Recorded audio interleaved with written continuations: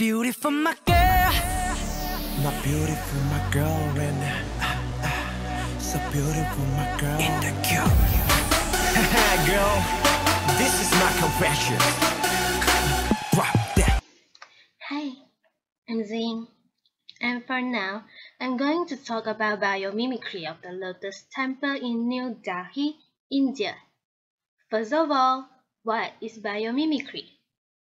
Biomimicry is defined as an innovation that seeks sustainable solutions to human challenges by emulating nature's time-tested pattern and strategies. Yes, biomimicry does literally means imitation of nature, but literal imitation of nature is not what biomimicry is. Biomimicry involves drawing inspiration from nature to help find solutions to human problems. Ideally, the process uses nature as model, measures, and mentor. First of all, model brings the meaning of imitation or taking inspiration from natural solution. Next, measure is how architects use ecological sustainable standards to judge the product of innovation. Lastly, mentor represents value what we can learn from nature rather than exploiting it.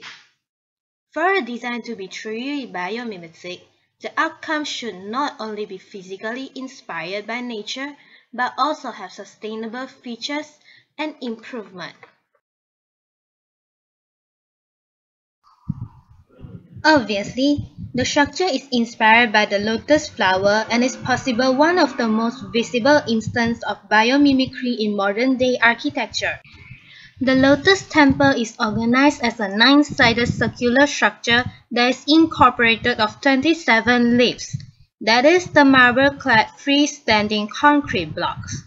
It is organized in groups of 3 on each of the temple's 9 sides. Around the lotus are walkways with beautiful curved balustrade, bridges, and stairs, which surround the 9 pools representing the floating leaves of the lotus. Apart from serving an obvious aesthetic function, the pool also help ventilate the building, just like how the lotus serve the ability to regulate temperature. The above-mentioned leaves are fundamental to the organization of the space and are classified into 3 categories: entrance leaf, outer leaf. The entrance leaf, that is the outermost set of 9 petals open outwards, determine the entrance on each of the 9 sides. The next set of 9 petals pointing inwards are the outer leaves. The entrance and the outer leaves together cover the outer hall that serves as the roof of the subsidiary spaces. Lastly, the last set of 9 petals, that is the inner leaf, that appear to be partly closed but not to meet at the tip and are capped with a dramatic glasses and steel skylight. This structure which rises above the rest, complemented by the outer leaves, which form the main structure housing the center. The temple is constructed predominantly of concrete and clad in glacial marble, resulting in the Lotus Temple's pristine white exterior, while the interior of the structure is revealed in true expressionist fashion, with the design, texture, roof exposed in the worship spaces represent a white lotus flower that is in its process of blooming. And that is the end of my topic on biomimicry. Hi, I'm Lillian, and I'm going to talk about the design principle and architect's background of our chosen building, which is the Lotus Temple in New Delhi, India. So, firstly, I'll talk about the design principle of this amazing structure. So, just to let you know, the architect of this building is Mr. Faribor Sabah, an Iranian-Canadian. So you may wonder, how did he actually came up with the idea of using a lotus as the inspiration of this building? So in fact, he was actually inspired by his very own travel experience in India. After he had visited for almost like hundreds of temples in India, he finally came up with a concept and design principle based on the unity, simplicity, and purity of the Baha'i faith, a religion which emphasizes on the principle of humanity and compassion. So he then conceived the temple in Delhi in the form of a lotus. The temple gives the impression of a half-open floral lotus, a flood surrounded by its leaves. So each component of the temple is actually repeated 9 times. So the temple complex, as seen from the layout, consists of the main house of worship, the reception center, the library, the administrative building, and more. Also, there's the basement to accommodate the electrical and plumbing component. According to Mr. Sabha, the whole superstructure is actually designed to function as a skylight. The interior dome is composed of the intersection of 9 spheres, and therefore it looks like a flower bud consisting of 27 petals, and lights which filter through these inner folds actually diffuse throughout the whole. So with the 9 open petals, where each function as a skylight and surround the central hall, the 9 petals actually form the entrances and complete the design of this amazing structure. Besides, there are 9 pools that surround the buildings and form the principal landscape of the building. At the same time, the pools are also representing the floating leaves of the lotus. So apart from serving as an obvious aesthetic function, the pools helps to cool the air and ventilate the building. So basically, the superstructure, the podium, and the pools are designed as an integrated whole. The lotus temple, as seen from the outside, actually consists of 3 sets of petals. The first one, which is the outermost set of the 9 petals, which is called the ancient leaves, it points outwards and form the 9 entrances all around the outer annular hole. And the second set of 9 petals are called the outer leaves. So it points inwards, and together with the entrance, it covers the outer hole. And lastly, the third set of the 9 petals, which is called the inner leaves, it appears to be partly closed, only the tip is opened out, so it somewhat looks like a partly open flower bud. So this portion, which rises above the rest, it forms the main structure of the temple, which houses the central hall. So this is a brief introduction regarding the design principles of this amazing structure, Lotus Temple. Next, I would like to talk about the architect's background. As I mentioned earlier, the architect of this amazing structure is Mr. Fariborz Sabah, an Iranian-Canadian which was born in 1948, so he is currently 66 years old this year. Mr. Sabah was born in Mashhad, a place in Iran, and he completed his high school education there. He then furthered his studies in Tehran. During an interview, he was asked who was the one that inspired him to become an architect, and to this his answer was his mother. When he was a child, he lives in a desert area where there's barely any exposure towards architecture related things. So his mother was actually the one who wanted to give him a visual of civilization, and his mother often told him her memories that stood clearly about the first Baha'i house of worship and how it was a place of tranquility and peacefulness. However, the place was destroyed by an earthquake, so this left his mother feeling pretty sad and at loss. So at the age of 5, Mr. Sabah was determined to become an architect, to build another house of worship for his mother, and that's what makes him an architect.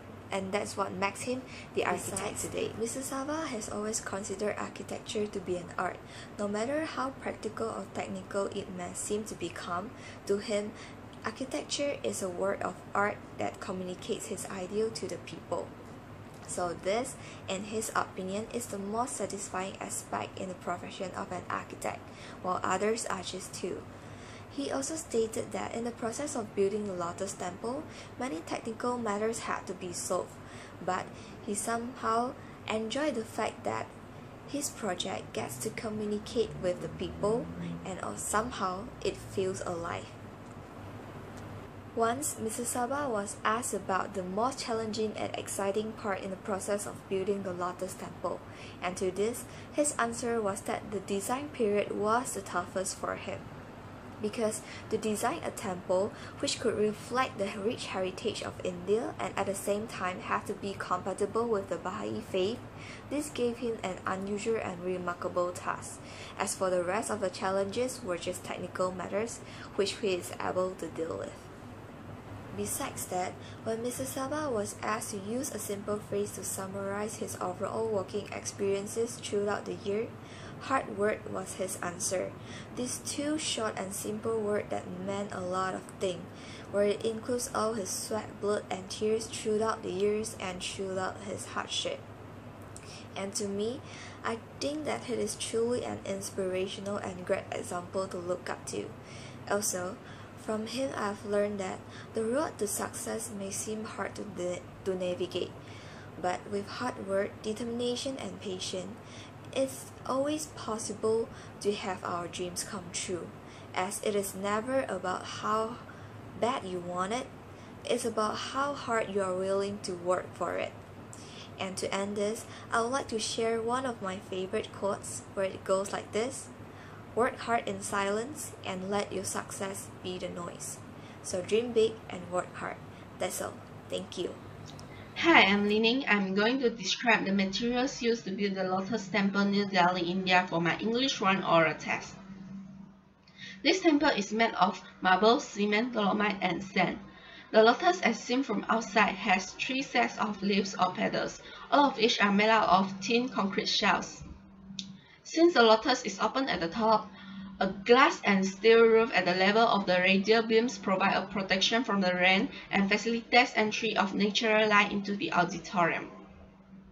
The finishing is in the form of exposed concrete on the interior and white marble cladding on the outer surface of the shells as well as the inner surface of the arches.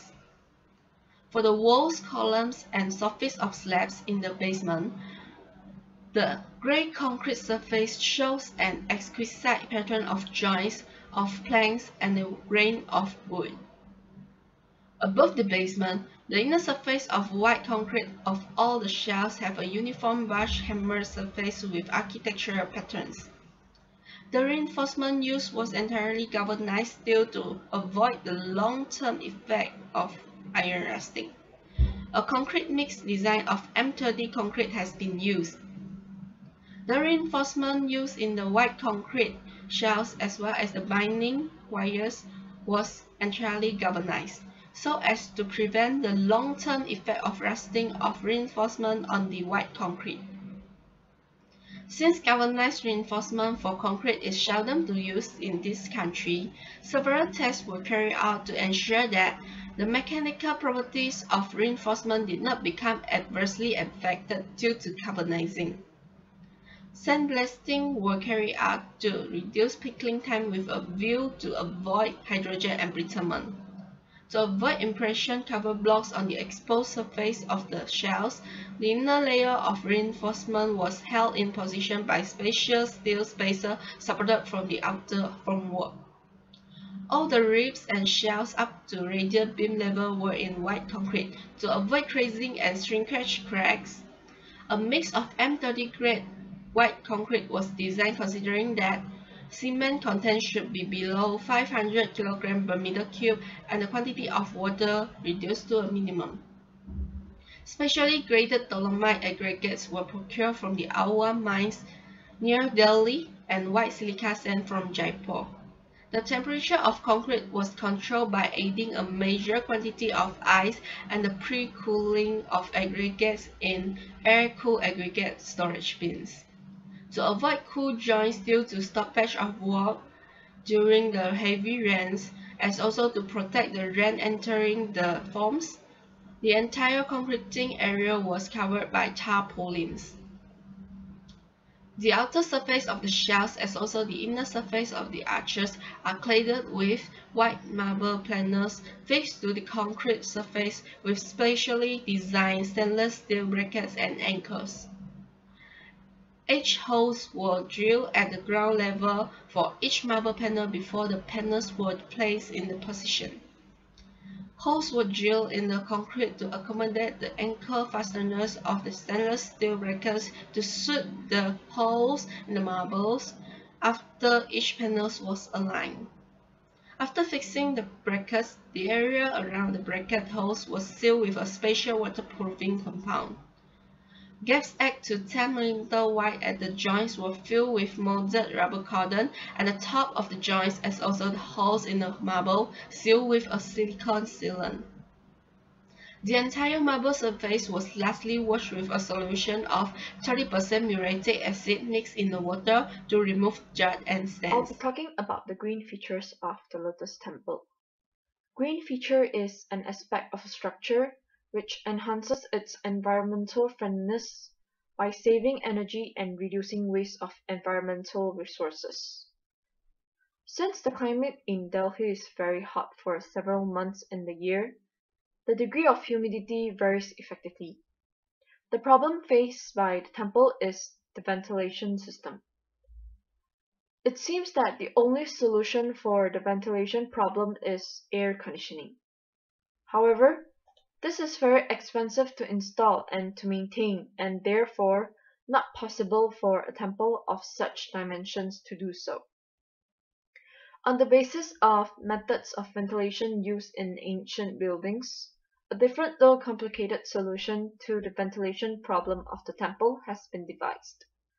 This, in a way, could be called natural ventilation, and is based upon the results of experiments known as smoke tests in the Imperial College of London on the model of the temple. The results demonstrated that with openings in the basement and at the top, the building would act like a chimney, drawing in cool fresh air from the basement and expelling warm air from within the hall through the top of the dome. Moreover, air passing over the opening of the top of the dome at high speeds acts exactly like an expeller, evacuating the air from within and causing fresh air to be drawn in from below into the hall. Thus, a constant draft is created of cool air passing over the pools, through the basement, into the hall, and out through the opening at the top. This ventilation is complemented in two other ways. A set of exhaust fan is arranged in the dome to cool off concrete shells and prevent transfer of heat into the temple, while another set of fans funnel air from the auditorium into the cold basement. This air, on being cooled, is recycled back into the auditorium. Although this system in its maintenance is cheaper by far, calculations and forecast pleasant is agreeable temperature inside the temple all year round. The temple superstructure is also designed as to function as skylight. The interior dome is spherical and patterned after the innermost portion of the lotus flower. Light enters the hall in the same way as it passes through the inner folds of the lotus petals. The interior dome, therefore, is like a bud consisting of 36 petals, and light filters through these inner folds and is diffused throughout the hall. The central bud is ringed by 3 sets of 9 petals, as they appeared in a natural flower. The inner petals constitute the external dome. The outer petals functions as high skylight. Skylight can result in less electrical lighting use, saving energy, lowering costs, and reducing environmental impacts.